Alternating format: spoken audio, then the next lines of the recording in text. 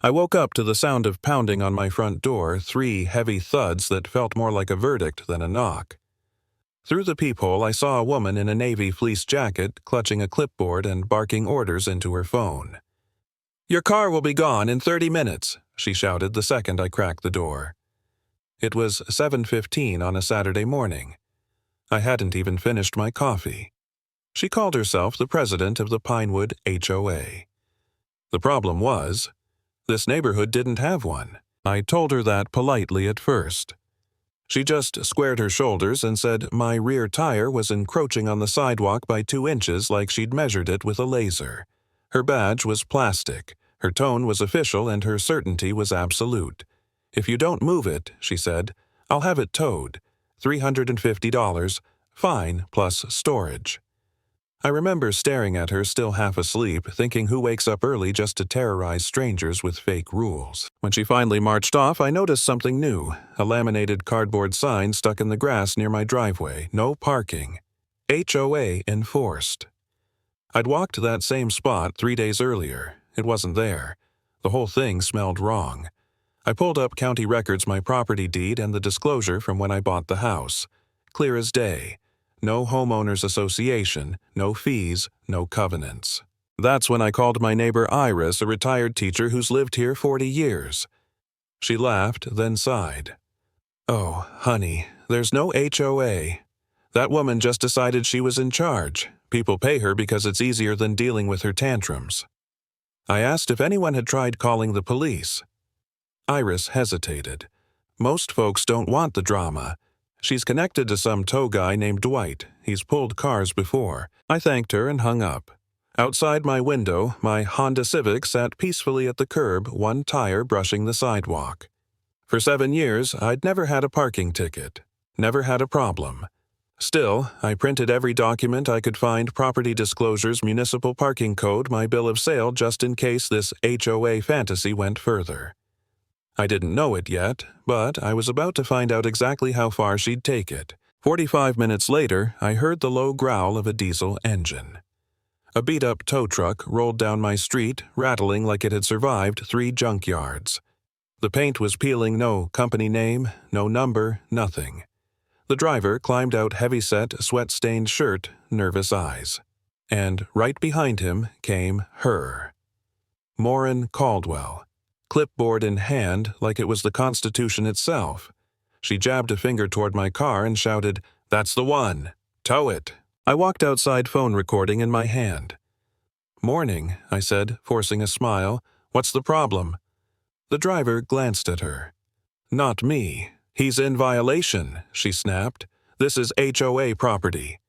I asked the driver what company he worked for. He fished a crumpled business card from his pocket, Dwight's Towing and Recovery. No address, no license number, just a phone line printed in faded blue ink.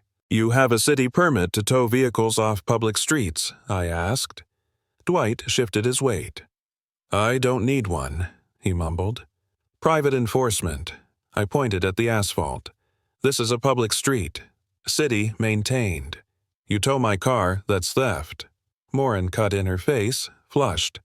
"I don't need your permission. I'm the HOA president. I am the law here." That was the moment something in me snapped. I'd seen enough fake authority in my career to recognize the pattern bullies hiding behind made-up titles. I opened my phone, dialed 911, and said clearly, "I'm reporting an attempted illegal vehicle tow." Maureen's face drained of color. Dwight backed away from my car like it had turned radioactive. "Maybe we just leave," he muttered. "No," she hissed, grabbing his arm. "I paid you already." I'll never forget the sound that came next, the distant wail of a siren growing louder by the second. Maureen froze. When the patrol car turned onto the street, she actually stepped toward me, voice trembling. "We can work this out. No need to involve the authorities." I crossed my arms. "It's a little late for that." Officer Garrett stepped out calm and collected. He listened to both sides, then asked Maureen for proof that her HOA existed. She stammered about volunteer regulations and community standards. He asked if she had city authorization for that sign she planted. When she said no, he told her point-blank, "Ma'am, placing unauthorized signage on public property and threatening residents with towing is illegal. Remove it. Now." She bent down, yanked the stake from the ground, and left without another word. Clipboard, drooping authority, evaporated. I thought that was the end of it. I really did. But that night, when I checked my doorbell camera, I caught something that made my blood run cold. Audio of Moran whispering to Dwight before I came outside. "Easy one," she said. "New guy, won't push back. We'll split the tow 50-50. That's when I realized this wasn't just a power trip. It was a scam, and if she'd gotten away with it before, she'd do it again. For a few hours, I felt paralyzed. I questioned myself, was I overreacting? Should I have just moved the car, avoided the headache? Maybe Iris was right. Maybe it wasn't worth it. But then I thought about everyone who'd paid her out of fear, who'd watched her pretend to be the law and believed she was untouchable. If I stayed silent, I'd be complicit. So I started digging. County records, court filings, business registrations. Within an hour, her whole history unfolded like a bad novel. She'd once tried to register a nonprofit called Pinewood Community Services, rejected for missing paperwork. She'd been sued twice over community funds, and 2 years ago the county had issued a cease and desist order for impersonating a code enforcement officer. The next morning my phone exploded with notifications. A neighbor had posted the doorbell video online. The clip of Moran yelling at me, the cops arriving, her walking off with that flimsy sign, it all went viral overnight. 500,000 views in 2 days. Comments poured in. Fake HOA. Karen gets owned by real cops. This needs to be in a law textbook. When Moran showed up at my door again, she looked different, tired, pale, scared. She begged me to help take the video down. "People are harassing me," she said, tears in her eyes. "My daughter's getting calls. This isn't fair." I asked if it had been fair when she threatened to tow my car from a public street. She said, "That's different." I told her, "No, it's not. You built this mess, now you're standing in it." She left without another word. I thought maybe public shame would be enough, but a week later, someone sent me a link. "You should see what else she's up to." It led to a Facebook page. Pinewood Community Fund. There were donation posts, photos of Moran's cat Sir Mittens listed as the treasurer, and pleas for $20 per household to support neighborhood improvements. No registration, no receipts, nothing. She wasn't done, she'd just rebranded. That was when I called Officer Garrett again. This time he didn't just listen, he acted. I gave him the screenshots, the doorbell footage, everything. He looped in the State Attorney General's office for charity fraud. A week later, Moran tried to fight back with a new trick: cease and desist letters from a supposed law firm, Morrison and Associates, threatening to sue anyone posting about her. The letter was full of typos. The lawyer's email was from a free domain. It took me 5 minutes to confirm there was no such firm, no licensed attorney named Richard Morrison. That crossed the line from delusional to criminal. Impersonating a lawyer is a felony. I filed a formal complaint. Garrett called me later that night. "We're opening a case," he said. "You've done the right thing. Keep your documentation ready." For the first time, I felt real hope. Not just satisfaction, but the kind that comes when you realize the system, slow, bureaucratic, messy as it is, actually works when you push hard enough. But Moran wasn't finished yet. 2 weeks later, she resurfaced one neighborhood over, Oakwood.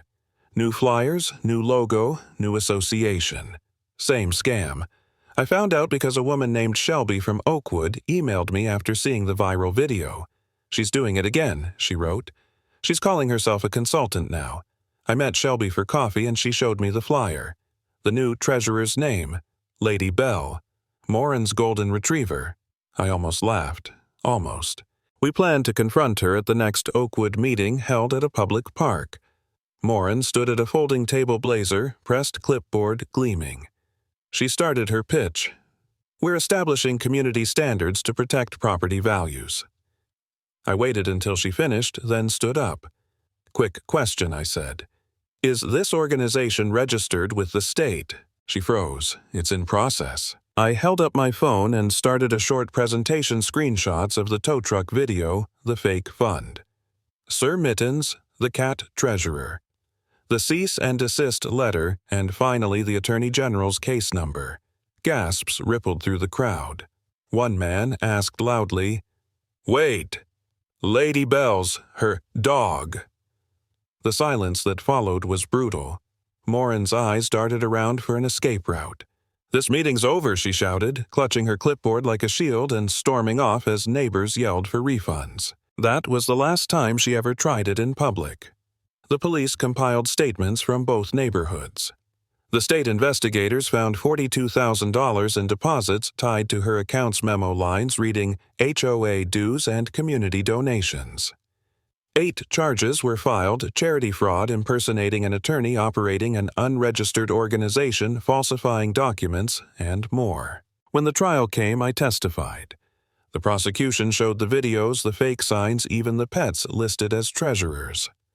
Morin sat silent through it all, her once perfect posture sagging. The verdict was unanimous. Guilty on all counts. The judge fined her $25,000, ordered full restitution, and banned her from holding any community position for 10 years. When the gavel fell, I didn't feel triumph, just relief. Relief that the next homeowner she targeted wouldn't have to wake up to a fake authority banging on their door. Relief that for once real law beat pretend law. And that's the lesson I took from all of it. Real authority comes with proof.